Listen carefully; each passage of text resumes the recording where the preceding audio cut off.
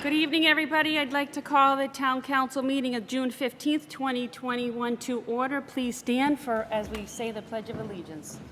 I pledge allegiance to the flag of the United States of America and to the republic for which it stands, one nation, under God, indivisible, with liberty and justice for all.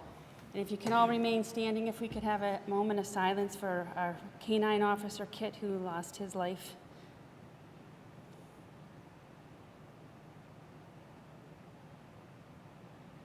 And then if we can remain standing and remember all those men and women who are fighting for our country here, at home, and abroad.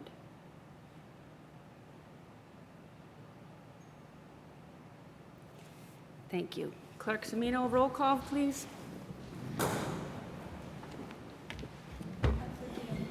Here. Here. Here. Councillor Flaherty. Here. Councillor Sasha. Here. Councillor Connors. Here. Councillor O'Brien is not present. Councillor Verica. Here. Councillor Mackin is not present. Thank you. Thank you, Clerk Semino. Just want to take a moment, too, and recognize K-9 Officer Kit and his service to our community. His watch ended on Friday, June 4th, 2021. Just want to extend my condolences to all of the Braintree Police Department. They lost a partner, a family member, a friend, and a co-worker.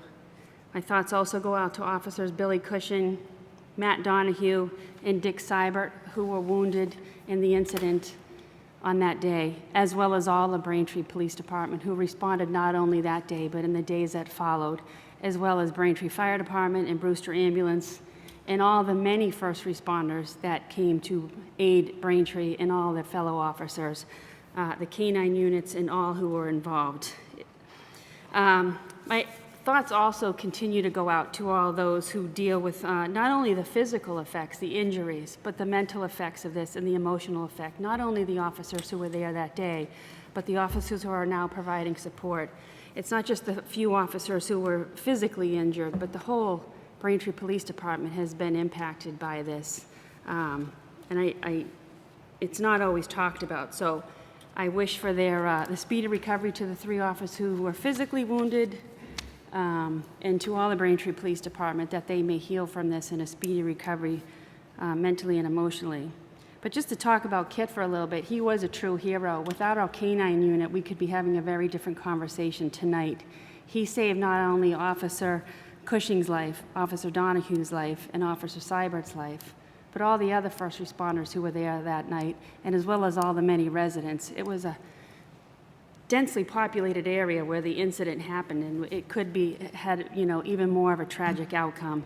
So Kit did his job. He did an amazing job, as he's done the last 12 years serving the Braintree Police Department and the residents. So I want to thank Kit for all the service throughout the years. He was a hero, and all the Braintree Police Department is a hero. I'm grateful and thankful to all the police officers for what they do for our community on a daily basis. We all walk outside our doors every single day, knowing with the community policing, there's a Braintree police officer in every single area of this community. And because of that, there was a quick response, and many lives were saved. Kit lost his life, and we're forever grateful. He is a hero, and I thank him for his service. And rest in peace, Kit. Mayor Kokoris, I know you want to say a few words, too. Thank you, Madam President. Those are very powerful words, and I appreciate your support and the council support of our police department. And firsthand, you were on scene. I thank you for coming to the scene. And, it is very difficult to have such a tragic loss. And as you said, Kit was truly a hero. And this wasn't the first time that Kit responded to a very difficult situation. He was able to apprehend many dangerous criminals over the years of service, and was a true asset to the department. And really, not only a partner, but a best friend to Officer Cushing. So we all join in that pain and suffering over his loss. And fortunately, our officers were able to make it through this incident, and they are recovering. And we continue to offer our thoughts and prayers to them and their families. And I think overall, when we look at the public support that Braintree has for its police department, especially in these tragic events, it's amazing what the support that they have shown, not only on the Monday night, but throughout the course of the year and years past. So I just want to thank all of the Braintree residents that continue to show their support for our police department. And I think that when you look at the training that these officers have, they did what they were trained to do, and they did it well. And I think it really, I want to make note of really the leadership that we have. And leadership is within the last few years, as far as our Chief Du Bois, Deputy Chief Cahoon, and Deputy Chief Want. They performed the task extremely well under high levels of stress, and they were able to really lead and make sure that the scene, everything that happened from the beginning to the end, they showed extreme leadership. And I just want to make note of that, because the stress that is put on the officers, their families, is also put on those folks that lead. And the chief and deputy chiefs had to really, they showed us what they're made of. And I just want to say thank you to them as well, as the heroic officers and our heroic K-9 officer, Kit. So we will always remember the great work that he did, and there will be a great amount of pain and suffering over his loss, and we are here for the officers to help them through this emotional time and traumatic time. But I just want to let you know that I appreciate all the support that you folks have given, and I think that our public is, the best. Our town is the best town that you live in, and the support is incredible. So, thank you. Thank you, Mayor Kokoros. I just want, hold on one sec. Just to add, I had the opportunity to speak with Chief Du Bois. There's many organizations who are helping raise funds for not only K-9 units, but for our fellow officers. But there are two organizations that the Braintree Police Department is fully sanctioning, is supporting, and actually Sergeant Corey J. Chambers, who is with the Braintree Police Department and a CPA, is overseeing the funds. There's two funds. One's in memory of Kit, K-9 Kit, and it's through GoFundMe, and it's in memory of K-9 Kit, that's K-I-T-T. The money goes to the Working Dog Foundation. That is a 501c3 charity. You can also make checks payable out to the Braintree Police Working Dog Foundation and send them to the Braintree Police Department headquarters. There's also another fund, again, under the guidance of the Braintree Police Department and sanctioned by them, the Braintree Police Officer Support Fund. This is also a GoFundMe page, and it's Support the Braintree Police Officers. Not only their health costs, but while they are waiting, there is a full investigation if through any police shooting. They do not get their full pay, obviously because they're out of work. They do get some pay, but through their health expenses and whatnot. And as the mayor did say, they all have a long road to recovery. So anybody willing to donate, those are two great places to donate, again, overseen by the Braintree Police Department. Councilor Ryan. Thank you, Madam Chairwoman. I just want to say thank you so much to our police department. The Braintree Police Department is second to none, and we saw that on June 4th. Our thoughts and prayers go out to Kit, who died doing his job, and rest in peace. Kit, you're a hero. And I've never had so many people approach me to talk about, Braintree and Officer Kit and give their thoughts and prayers for him and the Braintree Police Department. And they're heroes, and I just want to say our thoughts and prayers are with you. Our community supports you in all the work you do. The police department and this town council support you as well. Thank you very much, Madam Chairwoman. Thank you, Counselor Ryan. Anybody else? Okay. Also, this past Sunday, we had the Firefighters Memorial Sunday. That is a Sunday in June every year where they honor the fallen men and women who have passed. I have to say, I've been attending that for many years, and this by far was the biggest turnout. Mayor Kokoros was there, as well as many counselors. The fire department and their local union do a phenomenal job recognizing the men and women who have lost their lives either in the line of duty or because of other causes. And it's nice to see all the family come out. It was a beautiful day, and it was heavily attended, one of the biggest events attended. So if you have not attended in the past, I encourage you to attend in the future. And it's just an opportunity to meet the local men and women who are our first responders and their families, and say thank you to them and just appreciate the work that they do. A couple other announcemements.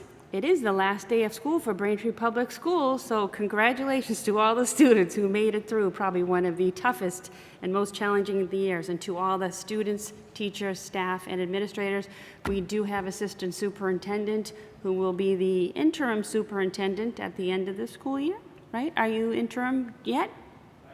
Not yet, okay. So Jim Lee is here with us tonight. Congratulations, Jim, to you and the staff of making it through the pandemic. Braintree Day is Saturday, June 26th. Our next meeting will not be until July. So Braintree Day is on. The council will be walking. Many of you will be enjoying the festivities. So we are getting back to normal. It's nice to see all these activities happening throughout town. So hope to see everybody there. And I know Council Baraka had an announcement. Yep. Thank you. Sorry. Thank you, President Hume. I know Ann Tolan of the Crispin Center was hoping to join us tonight, so she just asked me to read this on her behalf. The Crispin Center and their board of directors are inviting the town and residents to a memorial dedication for a very special past board director, Mrs. Shyla Settles. They're going to be dedicating a garden and a beautiful bench in memory of Shyla and her husband, Dick. Those will be in front of the Crispin Center. So this is going to be this coming Thursday, June 17th at 5 p.m. All are welcome to join. Refreshments will be served immediately following the dedication ceremony. And of course, if you can't attend, you can always donate or stop by the Crispin Center and offer, help, or if you're in need of help, assistance. So, thank you. Thank you. Councilor Ringus. Thank you, Madam President. I'd also like to announce to the public that we do have a Watson Park shoreline restoration and flood protection project that's going to be ongoing. And there's going to be a site walk on Tuesday, June 22nd at 6 p.m. The public is invited to join town staff and the project consultant for a site walk to learn more about the Watson Park Shoreline Restoration and Flood Protection Project. Meeting will start at 6 p.m. at the splash pad area, and they're going to walk through the park. Any questions about this can be directed to Kelly Phelan, a conservation planner. Phone number of 781-794-8233, or perhaps more conveniently, K Phelan, KPHELAN at braintreemass.gov. I'd also like to announce, sort of in tying into Braintree Day, that this coming Sunday, I believe, is the Braintree Day 5K, which helps raise money for the festivities on Braintree Day. You can still sign up. The sign up is online at runsignup.com/race/MA/Braintree/5K to Braintree Day. With an adult sign-up, you receive a beverage ticket to use at the post-race beer garden, a free burger, hot dog at a post-race celebration, a 5K to Braintree Day t-shirt for the first 400 sign-ups, and, of course, bragging rights for finishing a 5K in the June heat. Kids cannot be drinking beer at the beer garden, but they can get a free scoop of ice cream for Foley's Ice Cream Shop, a free burger or hot dog at the post-race celebration, a medal for finishing, and also bragging rights for finishing a race in the June heat and most likely beating their parents. The beer garden will be running outside from 11 to 4 p.m. And also Southside Tees will be on site, so you can buy additional hoodies, long sleeve t-shirts for the kids if one race shirt was not enough. I would note that the t-shirts that everyone on the council tonight is wearing is from Southside Tees, so thank you to Sean and Melissa Conroy for getting the councilors in these shirts that support K9 Kit and basically are going to go to supporting the Working Dog Foundation. So thank you very much. So I guess any other council have an announcement? Mayor Kokoris, I don't know, I know you were going to give an update on Sunset Lake and the splash pad. There's been lots of talk about this. There's a lot of misinformation, so I wanted you to speak on this if you want to come up right now, please. Sir. Well, first, we'll talk about Sunset Lake. So we did have a long streak of hot weather, which created a little bit of a problem at Sunset Lake because we had a large number of people that were there swimming. And during that period of time, there were approximately 5 drownings in the local area. And an abundance of caution, we wanted to make sure that we didn't have a situation like that because at this point in the season, we do not have lifeguards there. So we have taken those precautions, but we will be reopen Sunset Lake on the 25th of June. And basically, at that point, we will have lifeguards. The hours of operation are 9 a.m. to 7 p.m., and it's 7 days a week. And once again, a reminder that obviously this is on Braintree cable, so everybody listening is from Braintree.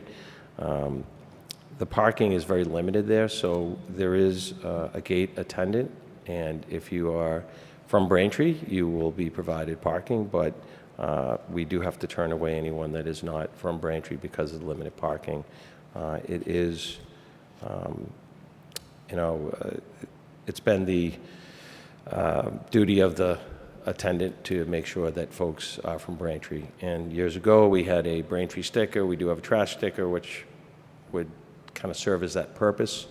But if someone doesn't have the sticker, then they could utilize their registration or something else. So it will be reopened on the 25th, and we will have lifeguards. So we're also going to do we're doing some repairs to the building up there that are long overdue. So that you'll see that happening. And in addition to that, of course, BELD has come through again, funding our concerts. And Fasano's Catering should be up there selling some great food from their food truck. And the concerts will be every Tuesday beginning June 29th through August 10th. And concerts are held from 6 to 8 p.m. And we will be having, and we'll give some more information on this, but there'll be a cookout on July 20th at one of the concerts so that folks can come up and have a burger and hot dog. Splash pad. Yeah, there's been a lot of conversation about it, and we're working on updating the website information. So COVID brought a lot of closures in the last year, and we have been working through getting things updated, and we know that today the state of emergency was lifted by the governor, and because of that, we are working on a tentative date of Saturday, July 3rd to reopen the splash pad. And the hours of operation for the splash pad are 10 a.m. to 6 p.m., and that's 7 days a week.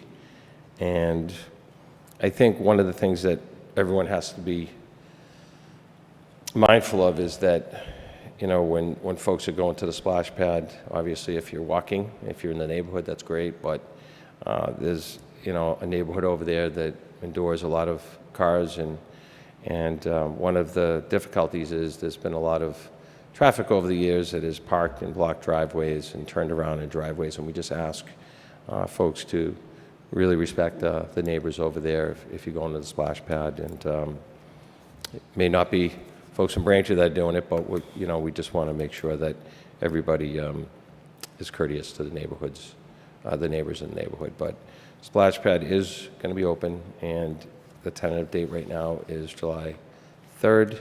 And Mr. Ryan, you can go over there and cool off if you want. I'm sure you can't wait till it's open, but we're looking forward to that. That's the update on that. And I don't know what's next on the agenda. I wasn't looking, but when we get to the pool, just Yep. tell me, I'll jump up. Thank you, Mayor Kokoros.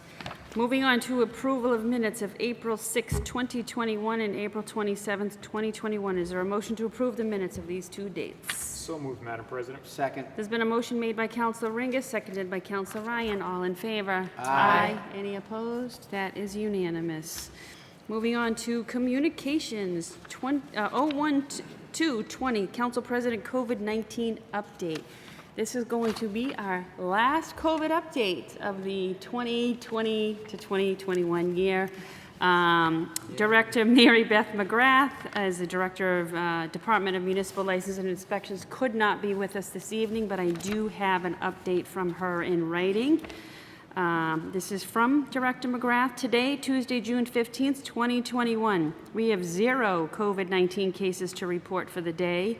The total cumulative confirmed cases for last March 2020 through present June 15th, 2021 is 4,620. Although we have had no recent COVID-19 related deaths to report, the total number of COVID-19 related deaths of Braintree residents is 136. As you are aware, effective May 29th, 2021, all COVID-19 industry sector-specific requirements for businesses, places of worship, etc., have been rescinded.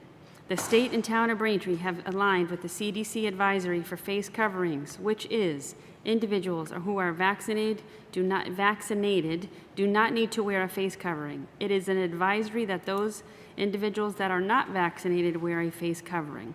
However, please be advised that per the state, face coverings are still required in schools, medical offices, hospitals, nursing, long-term care facilities, transportation, planes, trains, airports, taxi cabs, rideshare vehicles. Also, establishment operators can also choose themselves to require face coverings for anyone entering in their business if they so desire. As a whole, since the restrictions were rescinded on May 29th, 2021 for establishments, the department has relatively few COVID-19 related issues that have needed investigations, enforcement, and action. It is our hope that this trend in a positive direction regarding the pandemic continues. Thank you, Mary Beth McGrath, Director, Town of Braintree, Department of Municipal Licenses and Inspections. I just want to thank Mary Beth McGrath and her department for being with us every single meeting with Zoom and now in person these last couple weeks for the update and keeping the public informed. Glad to hear there were no new cases, and as I said earlier, that we were getting back to normal. So moving on to the next item, 01221, Council President Peterson Pool update from Mayor Kokoros. Come on back up, Mayor Kokoros. Thank you again, Madam President, councilors. So today was the deadline in which the extension, today was the day that the information had to be in by. So at this point, we received a number of different documents from them, and we need to review them. And we will have a definitive answer tomorrow as to whether we are moving forward or discontinuing our agreement with the current developer. So because they came in at a late hour, we really haven't had a chance to go through them thoroughly, but we will do that tomorrow, and we should have an answer in which we'll notify you through email and most likely notify the press either way as to what the decision is. So that's where we're at. Thank you. Any Okay. questions, comments from the council? No? Thank you. Thank you, Mayor Thank you. Kokoros. Okay, next item, 01721, Council President, Housing Choice Act with the Town Solicitor Huff, a legislative update. We have with us tonight Assistant Town Solicitor Crystal Huff. And this is, we do not have the key. Okay, she will be presenting us with a PowerPoint presentation tonight. Madam President. I appreciate the opportunity to speak, and I was hoping that Steve was going to be here to, yeah, it sounds like he'll be right back. But I think I can. In the interim, I have a handout for everybody, just a brief overview of the law. Look at this, this is like a mind of its own. My iPad is doing all stuff all on its own.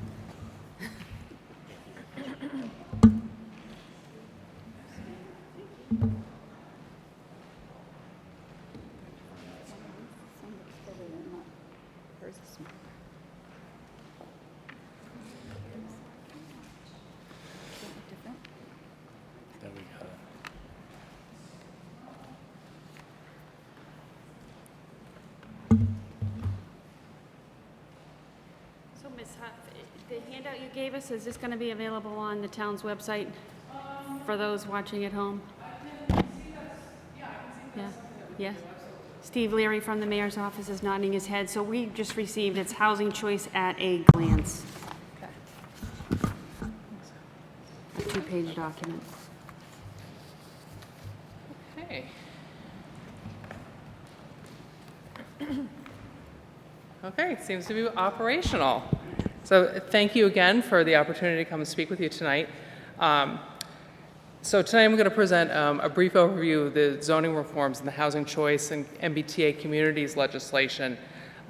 This law was enacted by emergency legislation on February 26, 2021, and makes major changes to the existing zoning law in 3 categories. Get to the next slide here. Okay.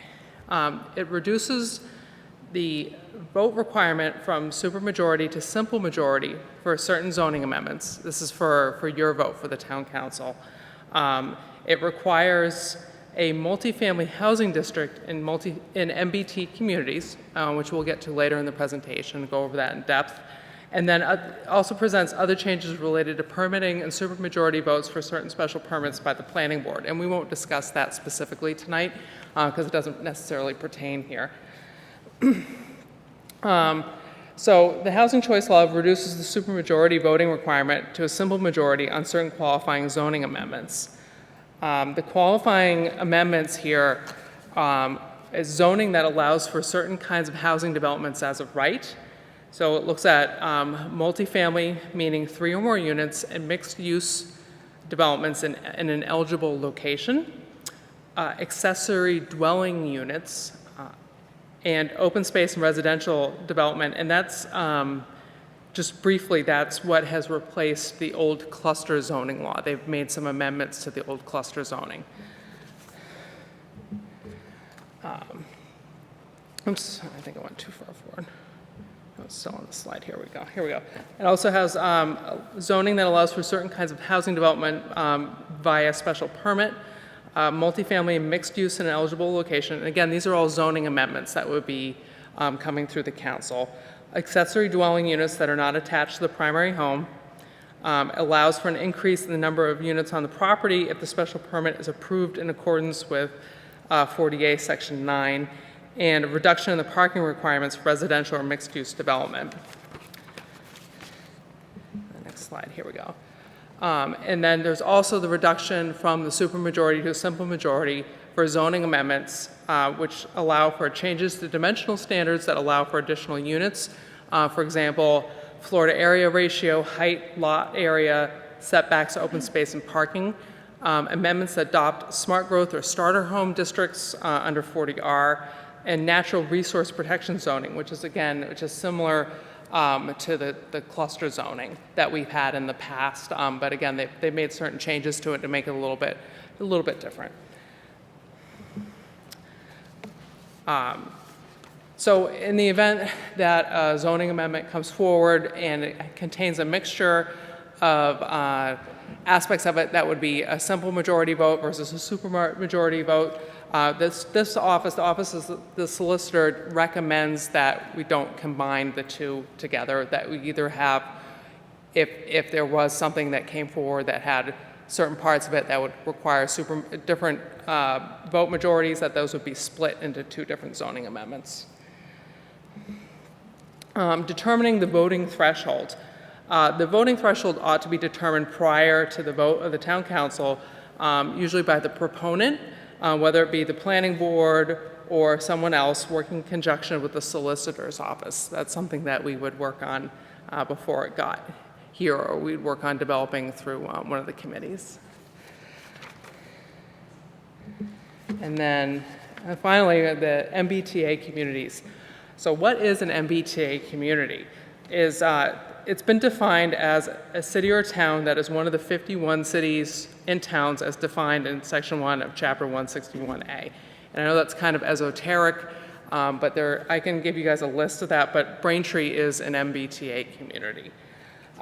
Section 3A, the Zoning Act, provides that each MBTA community shall have a new zoning ordinance or bylaw that provides for at least one district of reasonable size in which multifamily housing is permitted as of right. The statute further provides that such multifamily housing shall be without age restrictions and shall be suitable for families with children, and each district shall have a minimum gross density of 15 units per acre and be located not more than half a mile from a commuter rail station, subway station, ferry terminal, or bus station, if applicable. The last one here. So if an MBTA community does not comply with the law, it will not be eligible for certain grant funds, notably the Housing Choice Initiative, the Capital Projects Fund, and the MassWorks Infrastructure Fund. As of right now, DHCD is currently developing further guidance on the implementation of the MBTA communities, and all communities will be deemed to be in compliance until a later date, and certainly through the 2021 grant cycle. So there's no action needs to be taken on this at this time.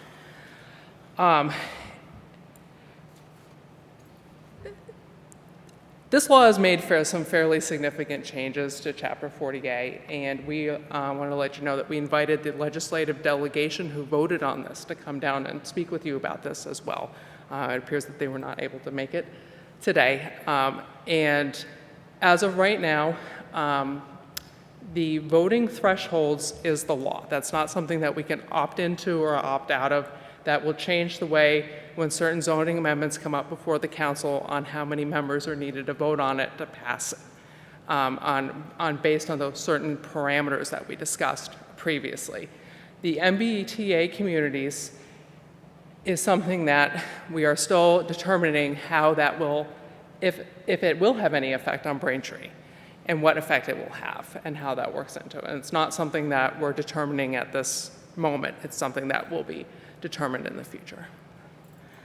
I am available to answer any questions on this, and I am also available outside of the council meeting if someone would like to discuss this one-on-one, or if we want a phone call or a Zoom meeting. I'm happy to be available in any of those ways. So.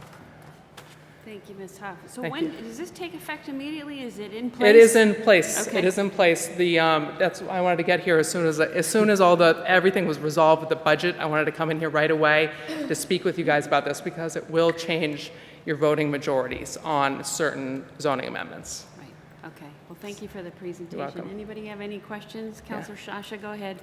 Thank you, Madam President. I know that there are still some things that have not been decided, but to the best of your knowledge at this moment with the multifamily zoning requirement, that is looking at a zone, not the buildings in the zone. Is that right? So if we had a district that allowed multifamily housing and for some reason the whole thing was populated with age-restricted housing, the DHCD would not come to us and say, you do not qualify because what has been built in that zone is not compliant with this rule. You know, honestly, that actually came up at one of the many, many hearings that I've been on regarding this. I can't tell you, this has been a topic of much discussion in the municipal council bar. And there is a thought that doing something along those lines would not be sufficient for a DHCD. But again, we are waiting on further guidance from DHCD, and once that is forthcoming, we will likely know more answers to some of these questions. Thank you. Okay. Thank you. Anybody else? Councilor Connors, go ahead. So thank you. You're welcome. Thank you for the presentation. It's a lot to absorb, obviously. Yes. And will the presentation and along with this form, I know you said Steve could make this on the website, but could the presentation I can also put be this put on the website. I can see if it would be appropriate to put the presentation on the website. I'm sure that would be. I don't So, think anybody, people at home may have seen it, but I know people sitting in here didn't get a chance to actually see the presentation, just Sure. hear it.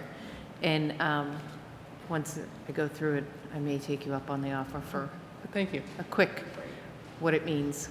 Yes, just a brief overview, and again, I'm available to answer questions on this and have further discussion on it if you'd like. So, Thank you very much. Thank you. Okay. Okay. Thank you so much. Thank you, Madam Thanks President. for being here. Solicitor Taub, Chief of Staff Taub. Thank you, Madam President. If I may, we'll go ahead and make sure that that gets up on the website, probably under the Planning Department. And so I'll ask Steve Leary just to send out a link with it once it's posted. I did, if I may, I just wanted to take this opportunity. I think this is Assistant Solicitor Huff's first in-person appearance and maybe first appearance before the full council. So I did just want to take this opportunity to recognize her and thank her for all of her work. She brings an incredible expertise to the office, particularly around land use matters. So I don't want to embarrass her, but I want to take the opportunity to publicly thank her and encourage folks who are interested to take her up on the offer for one-on-one. It is something that I certainly do as I continue to learn more about land use and zoning matters. And I think that Assistant Solicitor Huff explains it in a way that is understandable and manageable. And when you're talking about such a breadth of information, is really able to drill down and help folks understand the impact and how it's applicable here in Braintree. So I would encourage folks who are interested to take her up on that offer for a conversation or a Zoom or a meeting or a coffee, you know, whatever might be most appropriate. So thank you for the opportunity to present this evening and for giving Assistant Solicitor Huff an opportunity to appear before you. Thank you very much. Thank you. Thank you. And Solicitor Hoff, if you would like, if we would have you back in the future for a future agenda, because I think the one-on-ones are terrific for the counselors, but I think it would be beneficial too for the public for that educational piece. Tonight was just a little bit, but that would be great if you could do that in the future. Absolutely. Okay. It'll be my pleasure. Thank you. Great, and welcome. It's nice to see you.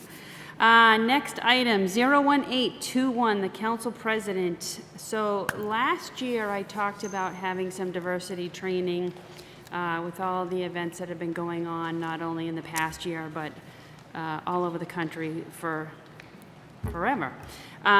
With COVID, it was difficult doing something via Zoom, so now that we're back in session, we are moving forward with this. We're partnering with a consulting firm, KW Diversity, who has extensive training in diversity training.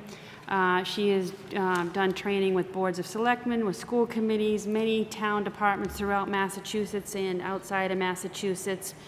We are working on 2 evenings. They will not be at town council meetings. This is something internal training for the council and the mayor's office, and has extended it on to department heads and the school committee as well. So once we firm those dates up and get the scope and all that, we will put that out there. But I know this has been a lot of people inquiring about this, so just wanted to let everyone know we are moving forward. Depending on summer schedules, we may have one night in the summer and one night in the fall, or both nights in the fall. So it is still a work in progress, but I thought it was important to give you that update. Okay, old business, item 21008, the mayor, appointment of Kimberly Croha to the planning board, or take up any action relative thereto. I will refer to Councilor Berica, who is a chairwoman of the Committee on Ways and Means, for your recommendation to the full council. Councilor Berica. Thank you very much, President Hume. The Ways and Means Committee met earlier this evening, and we're sending this appointment to the full council. 3 favorable recommendations, 2 opposed. Kim's experience, professional experience, and her commitment to the Braintree community, I think, speak for themselves, and I don't want to steal the mayor's office's thunder on that. Kim also works as a member of our Conservation Commission right now and is on that board, and this appointment would bring her to a new role in the planning board and take her thorough and thoughtful and fair approach from the Conservation Commission to the Planning Board. So I will Thank you. turn it back Counselor over to Barca. you. Thank you, President Hume. Anybody from the mayor's office wish to speak on this? President, here on behalf of the mayor, asking the council to approve his appointment of Kim Crowa to the planning board. You've all received Ms. Crowa's resume, but for those from the public or those in attendance this evening that didn't have an opportunity to review it, I want to offer some highlights.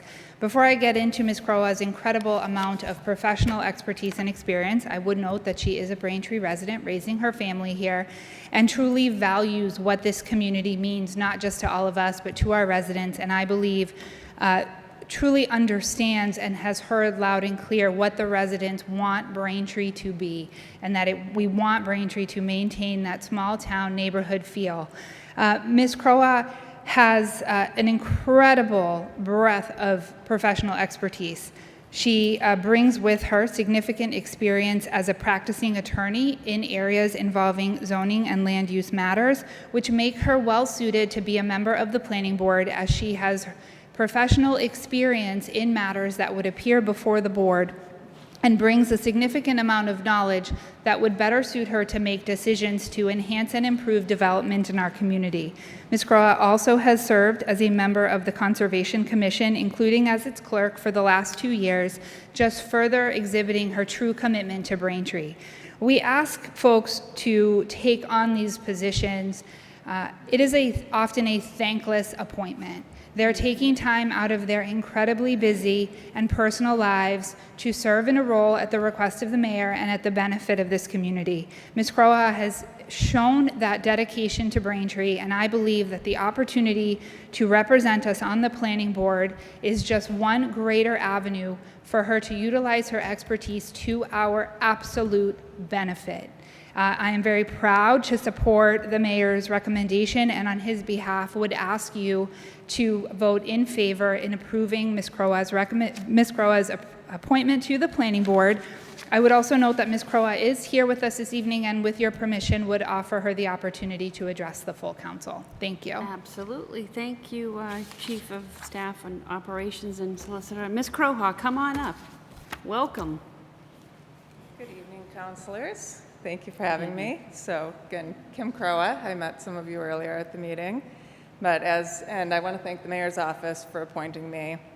I've been in Braintree since 2008. We live right off West Street. I have 2 kids that are elementary age in the Hollis district. As was just mentioned to everybody, I am a land use developer. I do represent developers in other towns. I understand the process very well of what the law says, what towns' regulations say for planning boards and other members of the town, and what they can do and can't do, and how to help the town work with the property owners and developers of properties that aren't necessarily in their best use, and making sure that the character of the neighborhood stays the same and we're not putting developments in a spot where they don't make any sense, and protecting the town against that happening in the future. And I'm happy to answer any questions. One thing I forgot to mention that I think most folks know is that Ms. Crowa, in fact, chairs the Chamber of Commerce and has significant experience with our business community and understanding the needs of commercial growth and development, in addition to her professional experience on the residential side.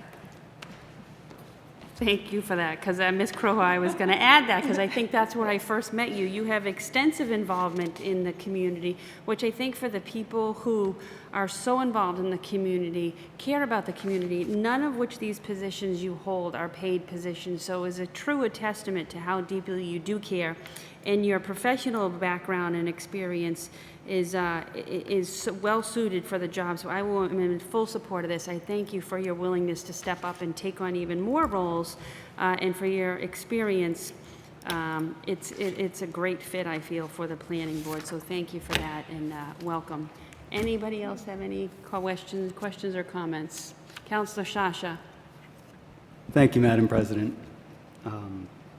So I do not dispute anything that the Chief of Staff said or Ms. Crowa said. She's clearly capable. She's skilled as an attorney. I have been listening to residents for years complain about the fact that we have had developers' attorneys on the planning board. And they feel that that is a conflict, that these people do not represent their views as residents. Now, Ms. Croha, in addition to being an attorney for developers, is an attorney for 40B developers. And as Braintree sits here fighting a 40B development, I think the message that this sends to the residents is just not appropriate. And I'm not going to be supporting this nomination. But in addition, I did want to touch on something else that the Chief of Staff said about the residents that showed up here by the hundreds a couple of years ago now, and the desire to keep Braintree a town and not make it a city. This came up in the committee hearing, and Ms. Croha's response was that the comprehensive zoning was a lot to throw on the residents. It was very dense. I don't want to put words in her mouth, but this response is something that I have heard from the planning department. It's something I have heard from the planning board and members of the mayor's staff, the former mayor's staff. The problem with the comprehensive zoning plan was never that the residents didn't understand it. It was the plan itself. And I need to be clear about that, because when it comes to the question of does this candidate understand what the residents were here to say to the council and to the mayor's office a couple of years ago, I do not get the sense that that is the case. So I will not be supporting this nomination. Thank you. You want to comment? Yes, thank you. Yeah, as far as the meeting goes, I did make that response. I didn't make it in the context of the residents didn't understand it. Truly, a lot of residents didn't understand it. I tried to read through it. I didn't understand it all. I think a lot of people that didn't work very deeply on it didn't understand it all. The point was that it was very comprehensive, and it was presented. I'm not saying that it was put together very quickly. I don't really have the background information on that, but it was certainly presented very quickly, and it was a lot to take in, and there were a lot of people who were upset about it, and I was here listening to what it was about also. And I'm not saying that, I don't really know what all was in there, as with probably a lot of people in Braintree. And it's not to say that the issue was that people didn't understand it. There were certainly some things that didn't work for Braintree in there. And there were some things that maybe they did, but it wasn't done in a plan that you were able to piece it apart and take a look at it.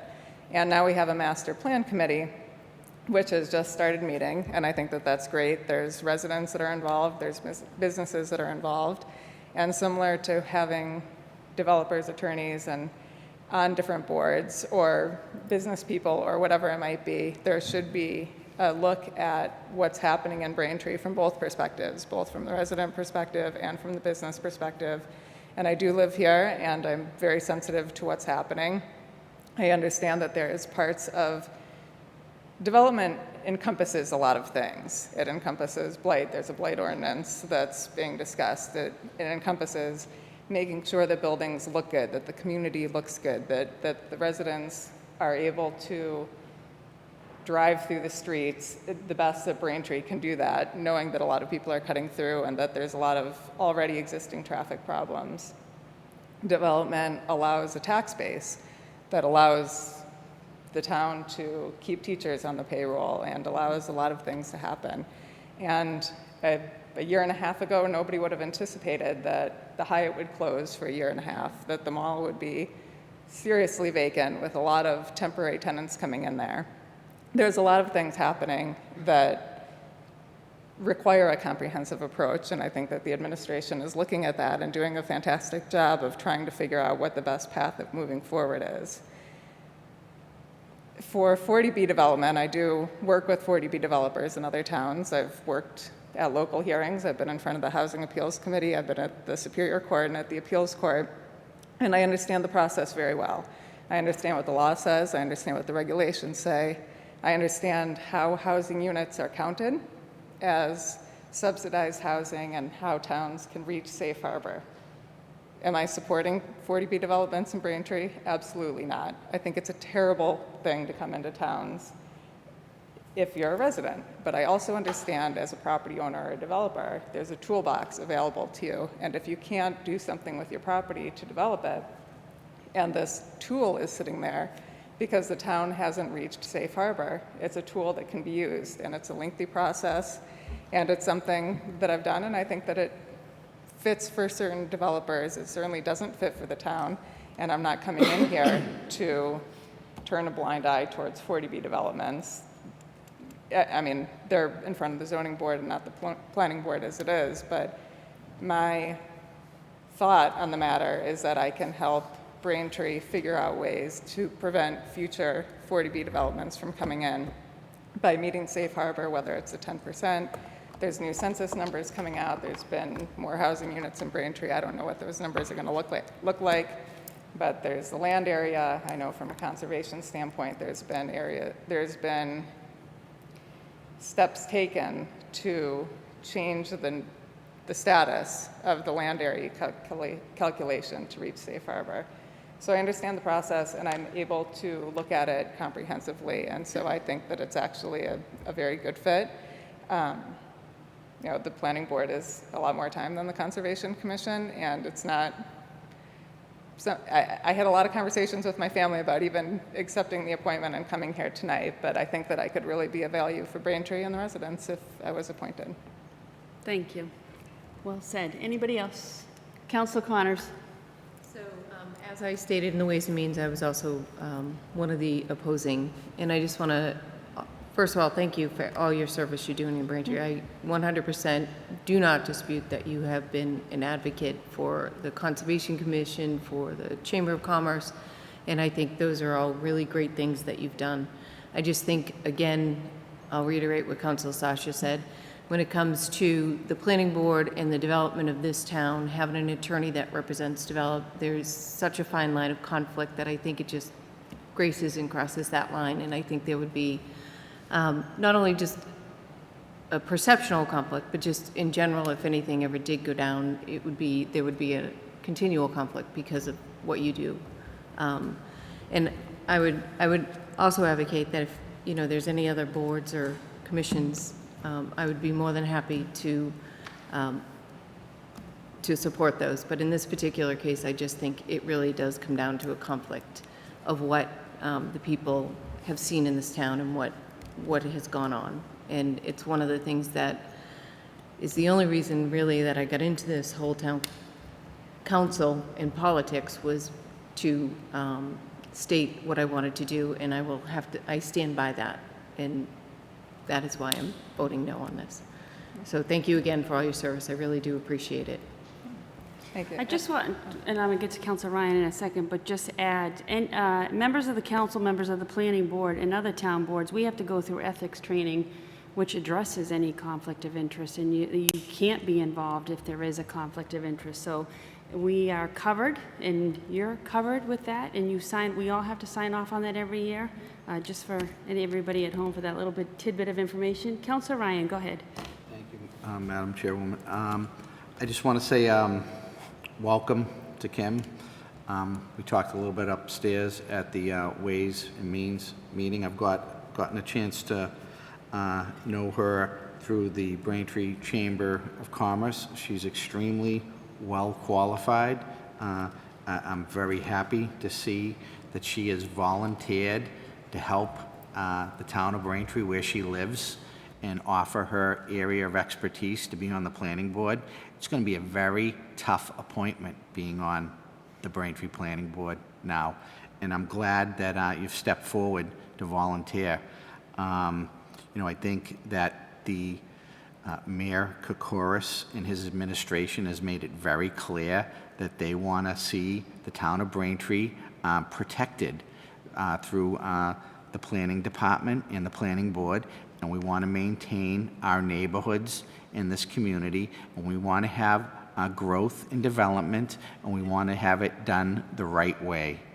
And we are not at safe harbor with 40B, and I would like to see us get to safe harbor and do it the right way, where we're having the least amount of impact on the neighborhoods as possible. So having someone on the planning board that understands this process and is a homeowner with young children in the town and wants to see the right thing, I think that's very good. I also think when you step forward and volunteer your time in the town of Braintree, whether it's on an appointed position or an elected position, it's a good thing. You're doing a good thing for the town of Braintree, and it's an honorable thing.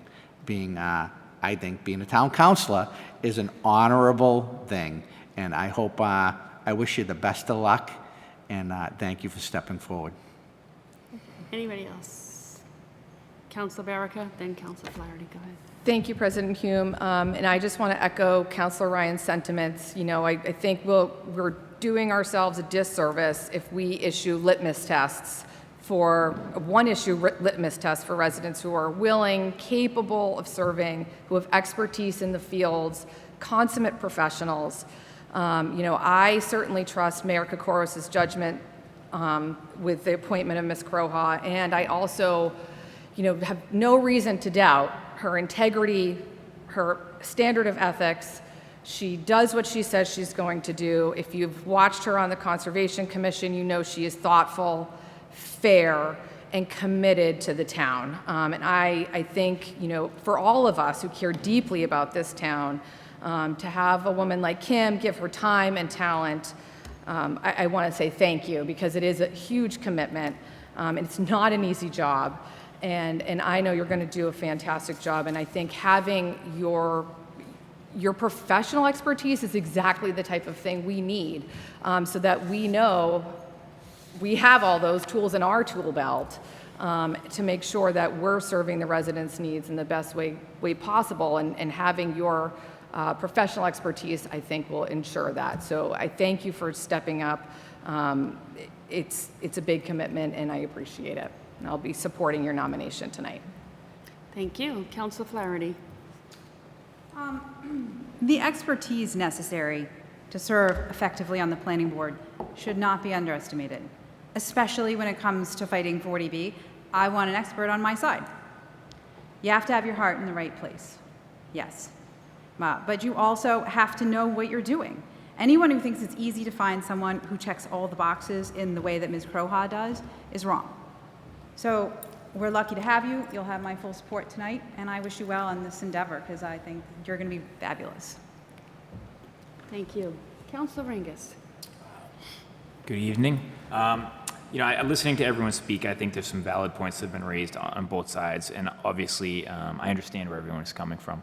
I, maybe as an attorney, feel a kinship and feel somewhat bothered when folks perhaps pigeonhole an attorney into a role because of what they do during their work life. I spent over a very different type of law than you have practiced, but I spent 10 years as a prosecutor, and then I spent the next 2.5 years as a criminal defense attorney.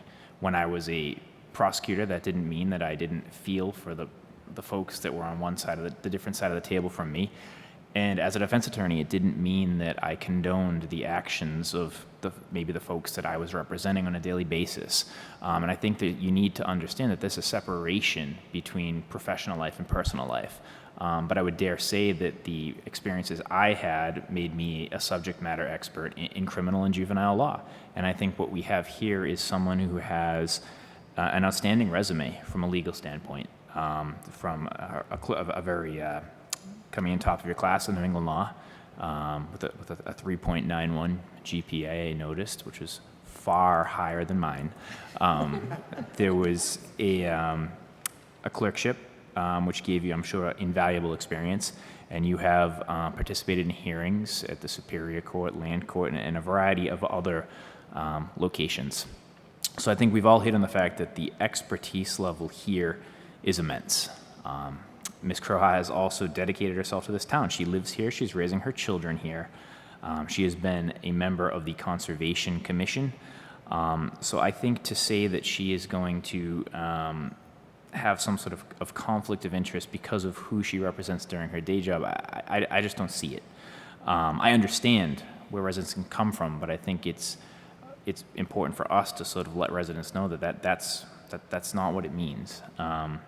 We have a lot coming before the planning board, and as countless people we've said here tonight, it is a sort of a thankless job. It's an unpaid job for those who didn't know. It takes a lot of time away from your family. And I appreciate anyone who's willing to step up in those sort of roles. So with all of that said, I will be supporting this appointment tonight. And I hope that we can move forward, and I look forward to the work that you can do with the planning board. So thank you. Thank you, Councilor Ringus. So with that, is there a motion? Sorry, I covered up my paper.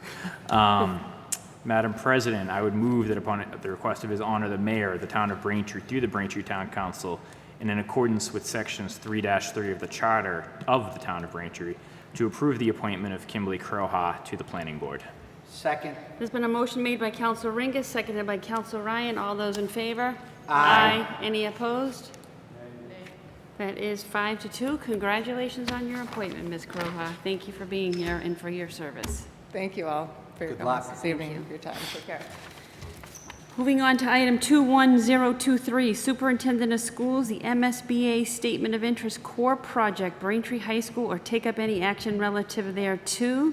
Is there a motion to take off the table order 21023? So moved, Madam President. Second. It's been a motion made by Councilor Ringus, seconded by Councilor Ryan to take off the table. With that, I will refer, vote. All those in favor? Aye. Aye. Any opposed? That is unanimous. Now I will refer to Councilor Baraka, the Chairwoman of Ways and Means, for your recommendation to the full council. Thank you, President Hume. The Ways and Means Committee met earlier this evening. We're sending this to the full council with a unanimous favorable recommendation. Just a little background for those watching at home or here with us tonight. The Massachusetts School Building Authority requires local government approval for superintendents to submit statements of interest.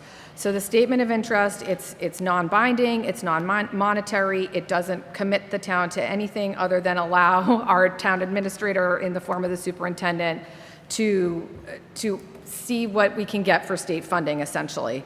And for residents, again, watching at home, the complete documentation, which details the need for work at Braintree High School, is available on the town's website as part of our town council documents. I would encourage you to take a look at it and read it so you can understand what we will be, or what we're applying for a statement of interest for the high school.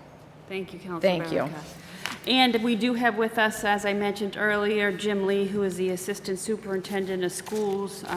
Myself and Councilor Ringus did sit on school committee. I still sit on the school building committee, so we're very familiar with this. The statement of interest is a once-a-year opportunity for the schools to enter in to basically tell the Mass School Building Authority, yes, we are interested in partnering with you on whatever project that may be. It happens to be the high school. Here's why we need to partner with you. And then it's up to the MSBA to say, yes, they invite us. And then at that time, there will be votes in the future if we are accepted into the program on any funding or anything. So this is just saying, we want to say to the MSBA, we are interested in doing more improvements to our schools, which I don't think anyone would disagree. The high school is in need of improvements. Any other discussion?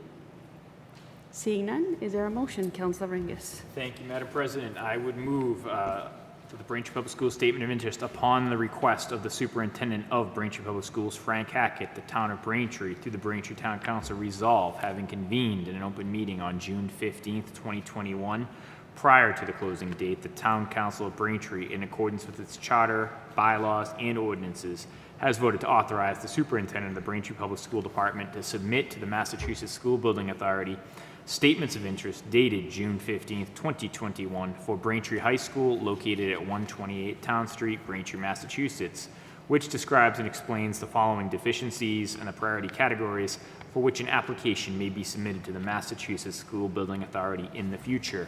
Priority number 3, prevention of the loss of accreditation. Priority number 5, replacement, renovation, or modernization of the school facility systems such as roofs, windows, boilers, heating, and ventilation systems to increase energy conservation and decrease energy-related costs in a school facility. Priority number 7, replacement of or addition to obsolete buildings in order to provide for a full range of programs consistent with state and approved local requirements.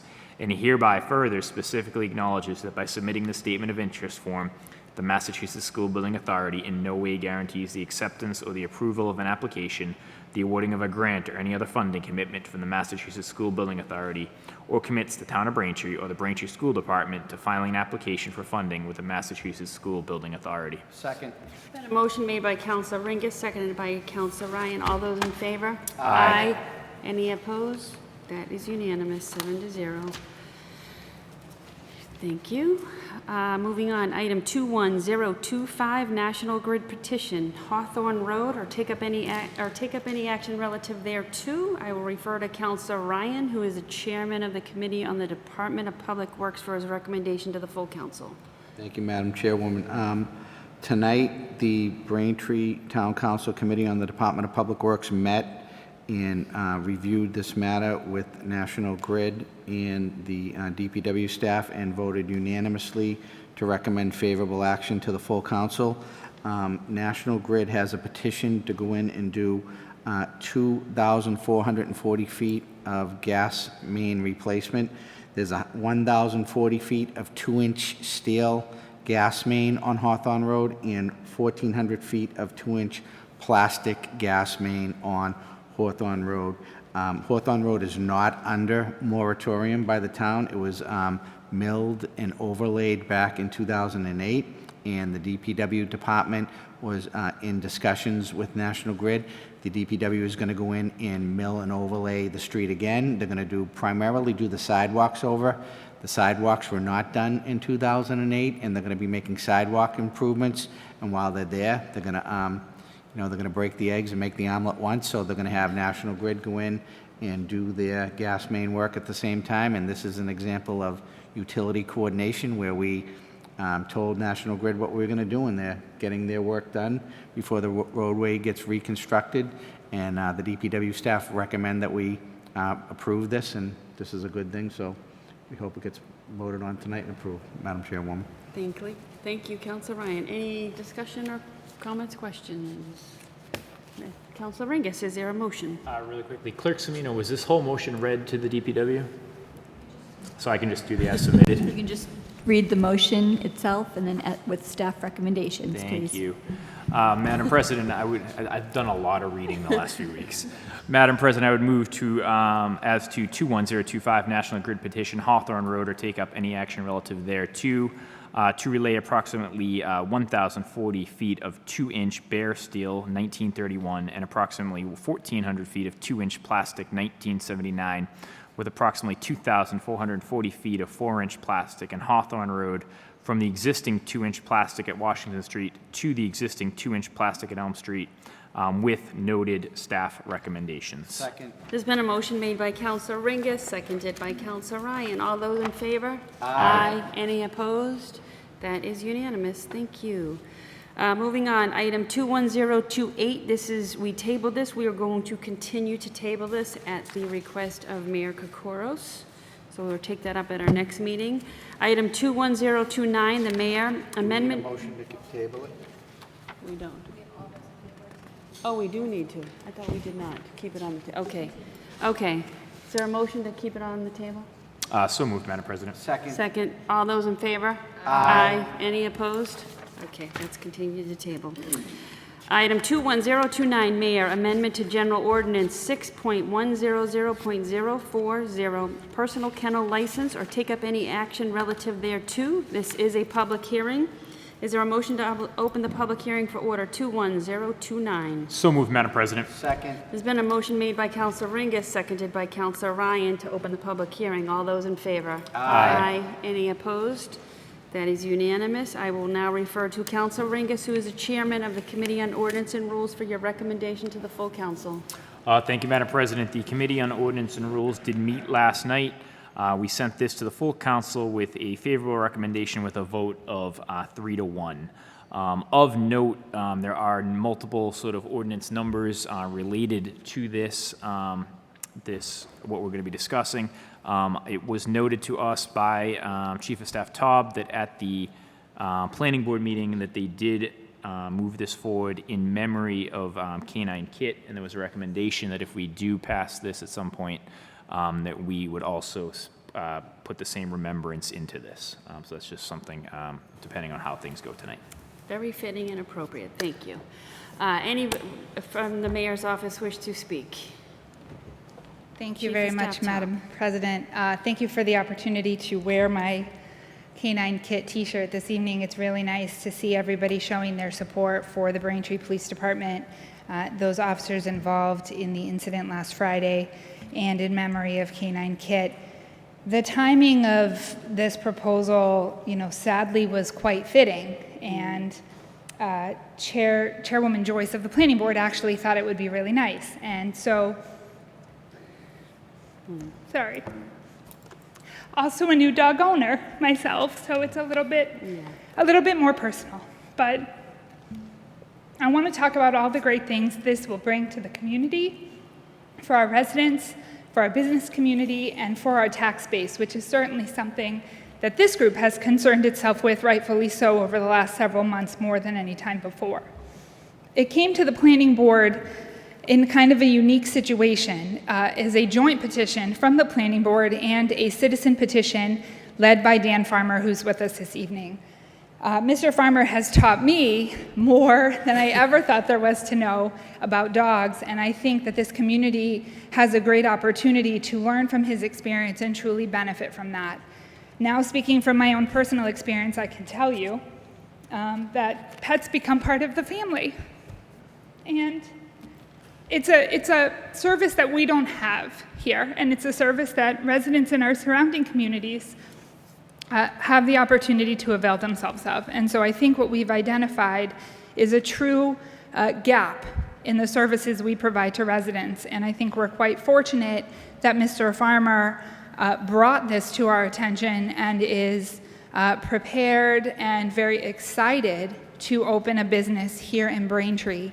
But that is certainly contingent on the amendments, not just to the general ordinance, but to the zoning bylaws that are before you this evening in 21029, 031, 032, and 033. I know that there was a lot of discussion on this last night. I think some excellent points were raised, and I'll leave the details of the zoning bylaws to Director Santucci Razzi, who's also here with us this evening.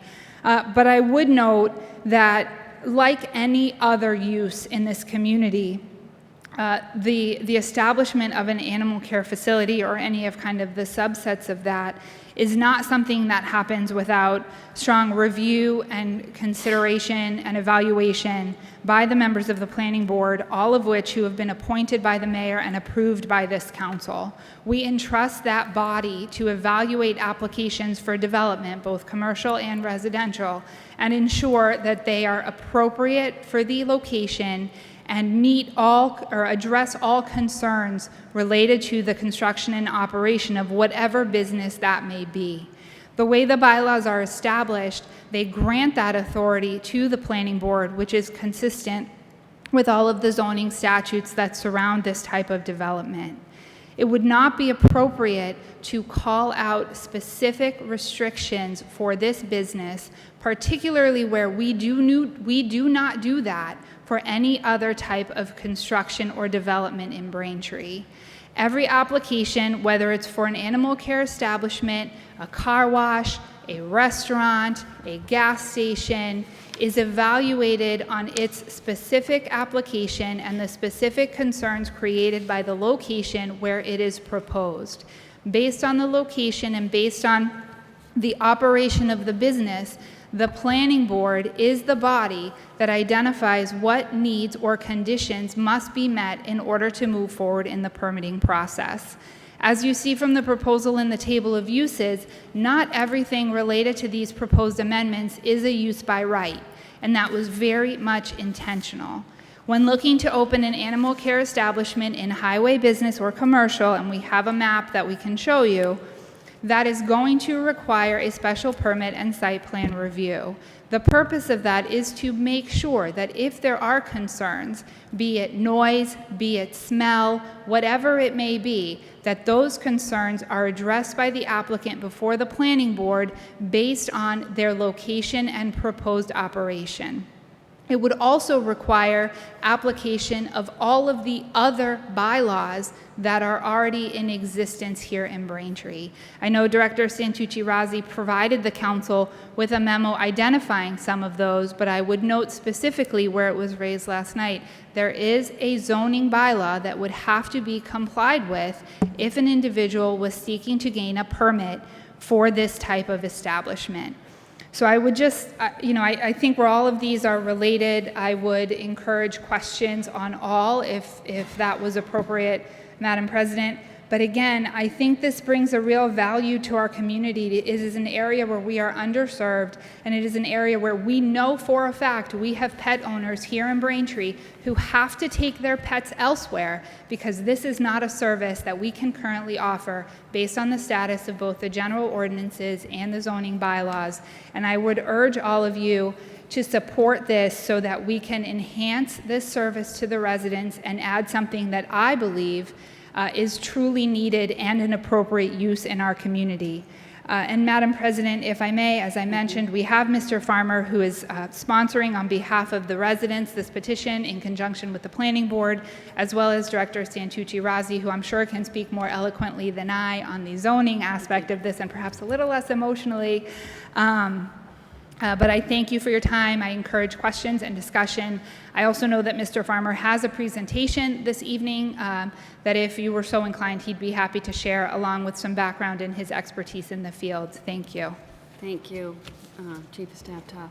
Mr. Farmer, come on up. Welcome. Thank you.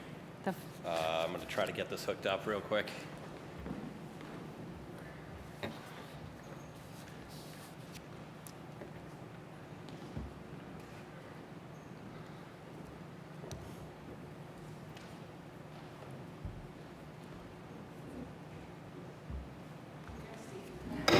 Do we need to just power it on? It's just off.